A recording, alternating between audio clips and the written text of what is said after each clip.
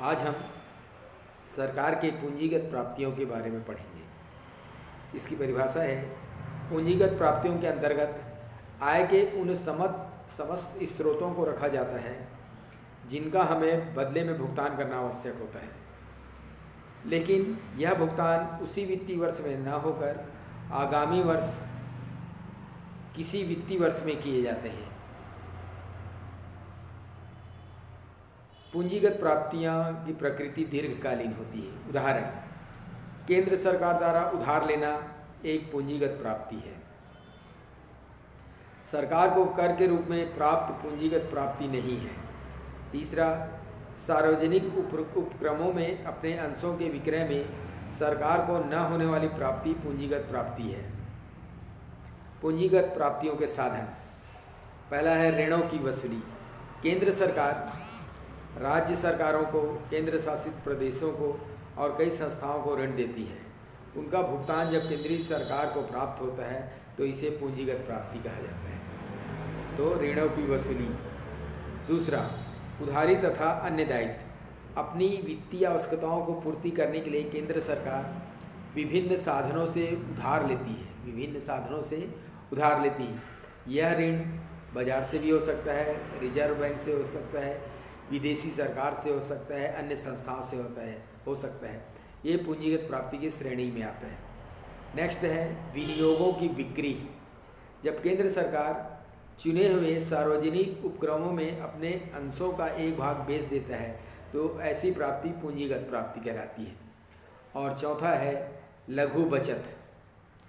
डाकघर जमाव, राष्ट्रीय बचत प्रमाण पत्र, किसान विकास पत्र आदि के रूप में लघु बचतों से सरकार द्वारा निर्मित किए जाते हैं। इसे भी पूंजीगत प्राप्ति में शामिल किया जाता है, क्योंकि इसे बाद में आपको भुगतान करना ही पड़ता है।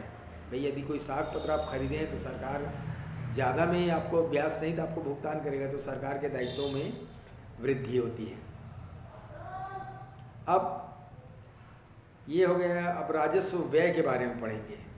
सरकारी बजट के व्यय को हम दो श्रेणियों में बांटा गया है। पहला है सरकारी बजट में राजस्व व्यय उस व्यय को कहा जाता है जो न तो सरकार की किसी संपत्ति का निर्माण करता है और न ही सरकार के किसी दायित्व को घटाता है। राजस्व की विशेषता, आवर्तक। यह व्यय आवर्तक स्वभाव का होता है, मतलब वापस आने वाली होती है। संबंध, इसका संबंध सरकार के सामान्य संचालन तथा सेवा प्रदान करने से होता है। उदाहरण, वेतन, पेंशन, ब्याज, प्रशासन व्यय, सेवाओं पर, सुरक्षा पर व्यय, स्वास्थ्य पर व्यय, ये सब राजस्व व्यय कहलाते हैं। नेक्स्ट है दायित्व में कमी नहीं। इससे सरकारी दायित्व में कमी नहीं होती। इससे संपत्ति का निर्माण नहीं होता। छठवां, राज्य सरकारों को अनुदान भी दिया जाता है। अब आइए पूंजीगत व्यय।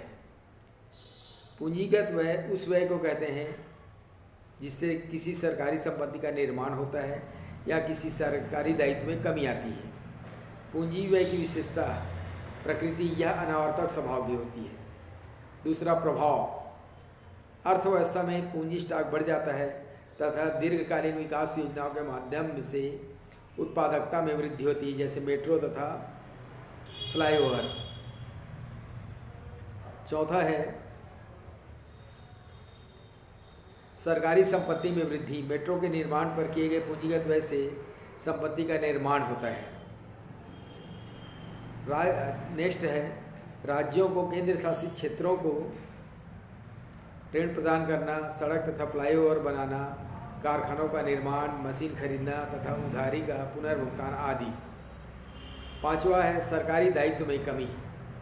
पूंजीगत व्यय से सरकारी दायित्व में कमी आती है। जैसे कोई ऋण उधार लिया, उसका भुगतान करते हैं तो दायित्व में कमी आएगी, नहीं आएगी? दायित्व में कमी आती है।